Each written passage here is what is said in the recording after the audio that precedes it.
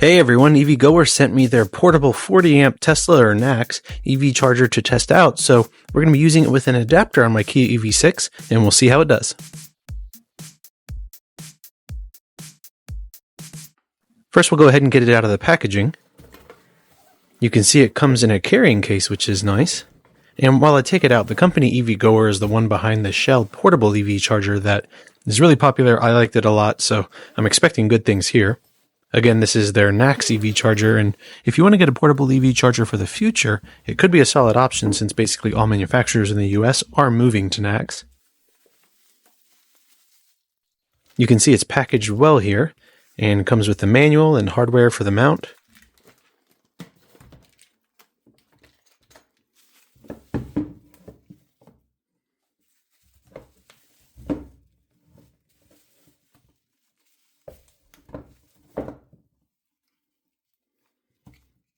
Looking at the NEMA 1450 plug, it's an integrated design, which I do like. And there is an ETL logo on the plug, which is good.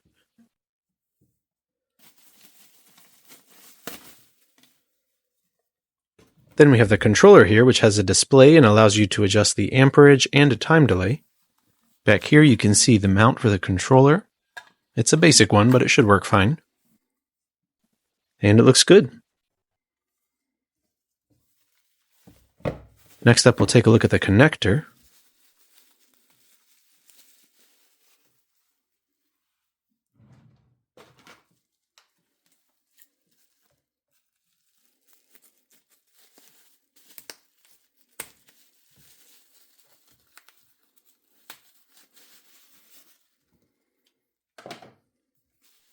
That looks good. Looks just like an OEM Tesla one.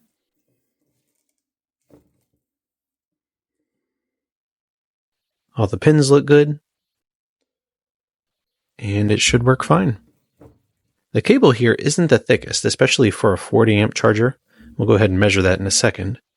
Looking at the specs on the cable, it is 9 gauge wiring rated for up to 105 degrees Celsius, which is what I typically see. So it doesn't have a lot of insulation around it, which may be okay.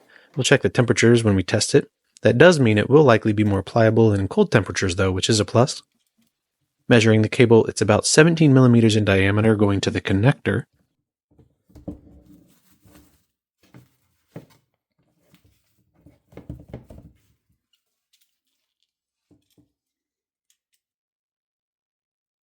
And the same going to the NEMA 1450 plug.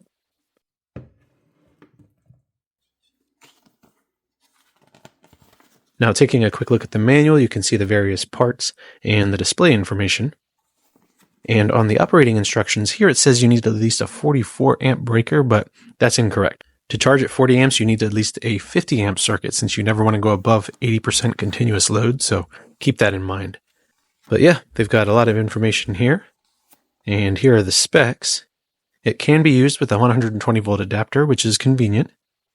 It has a fairly wide operating temperature range, and it is IP66 rated, which is good. Now let's go ahead and test it out.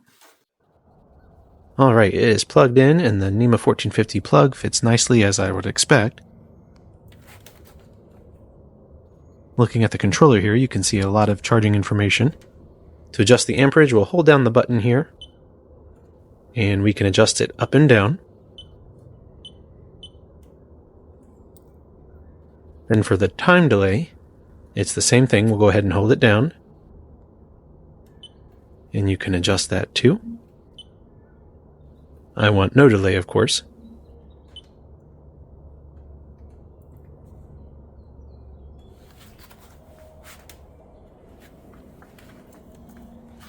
Here you can see I have the connector plugged into my Tesla tap adapter.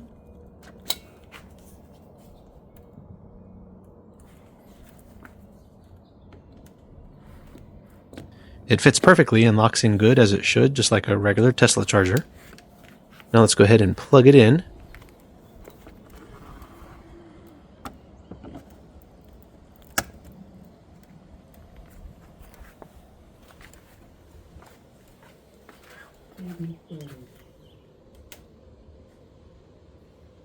And the charger shows it's now charging at 39 amps.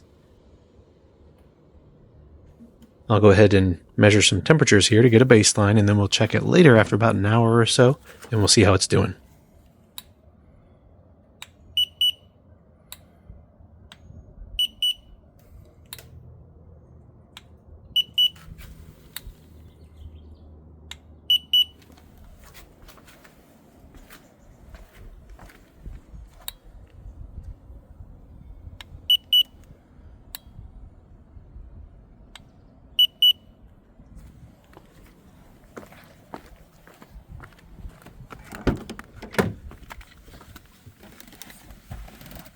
Looking inside the car, you can see it's getting 9.5 kilowatts, which is right around what I'd expect, so that's good. Now we'll go ahead and let it charge for a little while, and then we'll come back out and check on everything. Alright, you can see it's been charging now for 1 hour and 7 minutes.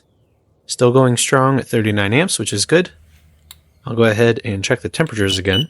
It is about 10 degrees warmer outside now than it was, so that may play a small part. Overall, though, not bad at all. Even in the sun here, it's not very warm.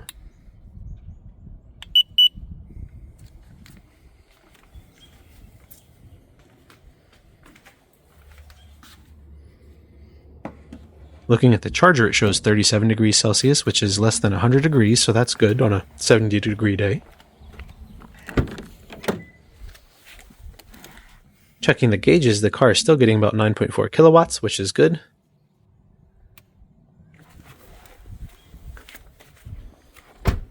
And it's working well.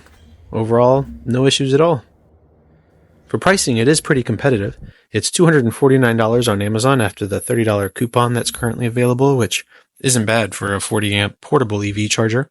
One thing I will note, they do list that it has been safety tested and it's made of fire-resistant material and that sort of thing, but it does not have a UL or ETL safety certification, which is something you typically want to see in a charger, so that's not ideal. That said, it does add to the cost, so that's likely why. But I just want to make sure I make you guys aware of that. In my testing, though, using it for a few hours, I had no issues at all on my end, with the temperature staying pretty low, and no overvoltage or amperage issues, with it charging at its max charge rate of 40 amps, so that's a plus. So anyway, let me know what you guys think. I'll link it in the description if you guys want to check it out.